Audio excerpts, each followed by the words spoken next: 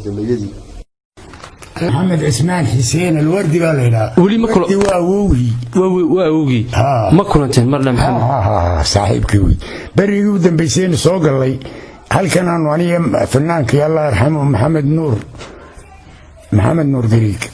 ayaa dooni iska raacnay ilaa markii rasaas iyo iska day waayeen dayday berbera ilaa cadan buu 9 kiba koobiya 9 inankiisa cadan jaamacada kaga jiray isagoo u yimid yarkay oo takharrujaya qalin jabinaya ayuu baan hodheelkiisa ugu nimid maxamed nuur markaa waan ka tagay anigu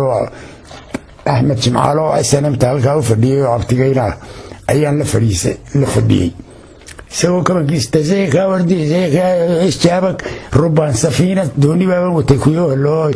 مرة سعودي ومرة ربان سفينة ومرة صومالي انت شنو يا فيس قلت له والله الكلام كذا دوني بابا وظلنا وكانوا والرسولي شنو حكاية البلاد كراسان كوري سياد بر مركب ما بيننا كرقول سياد بر تردناه كل كسوي علي الطلاق لو تطردوا ناس الجنوب ديل أنا أجي مع الفرقة ببلاش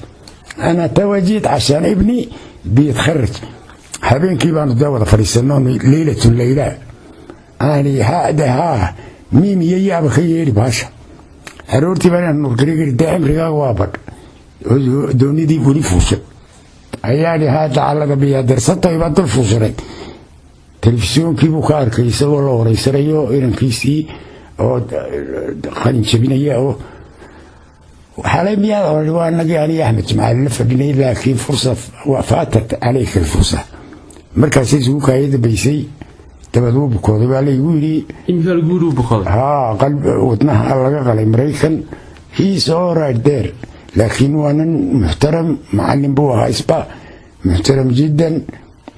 فنشال ومعروفة ولغاية غاندوك عرب تولر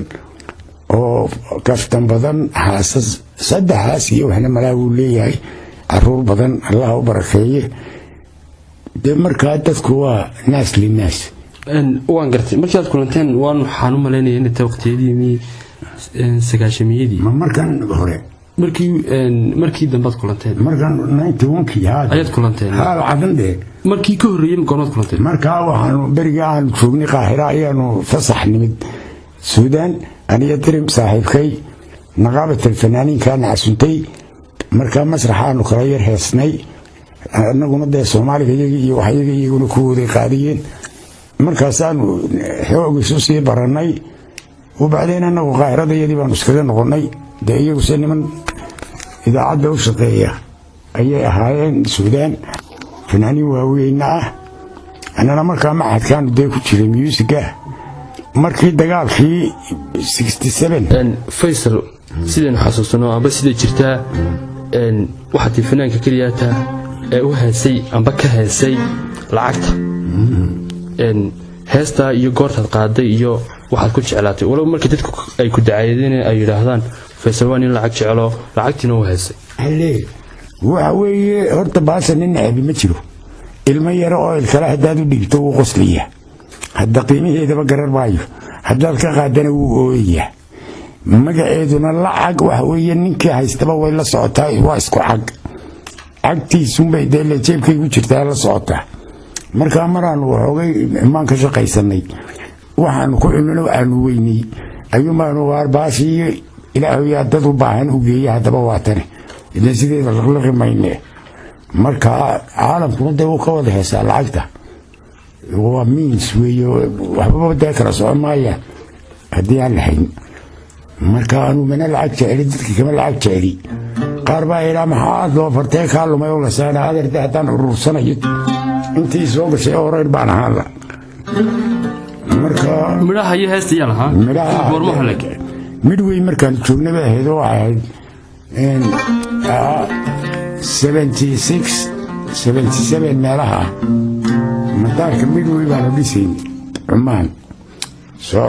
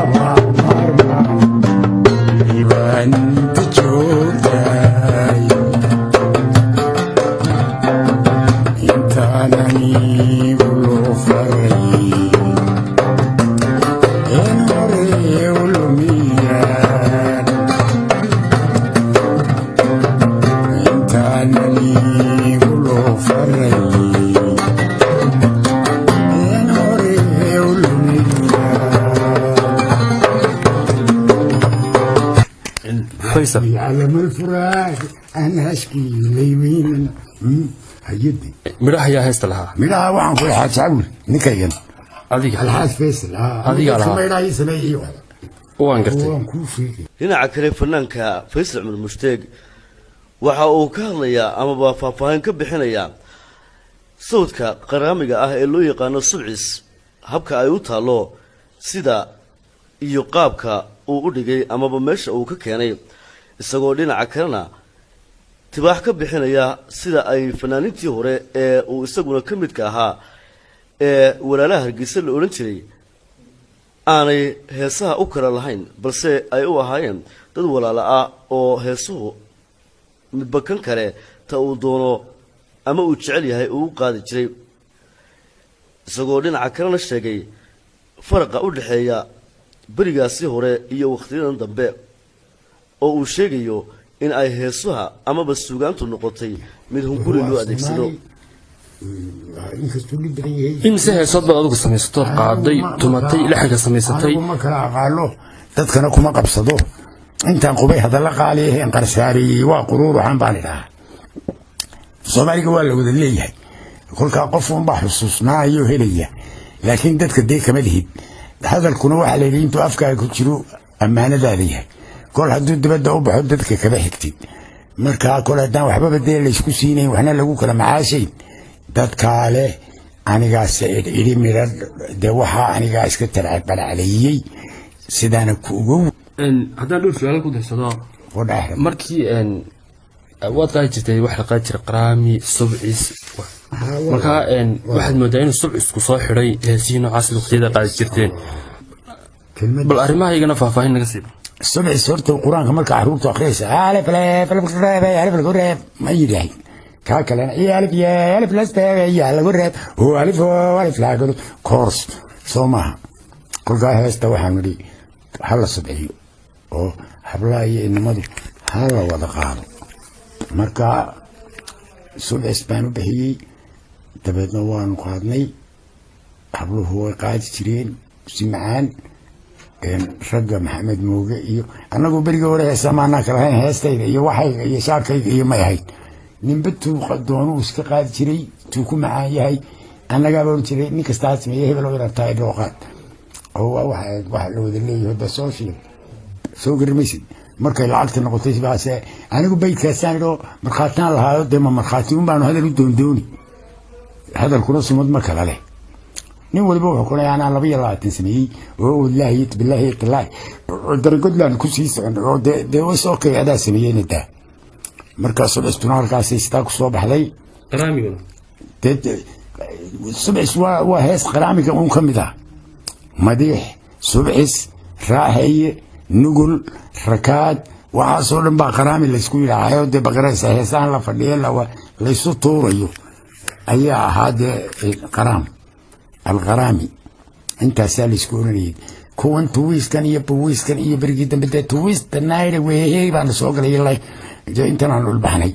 اي باش مدرنايس نقطه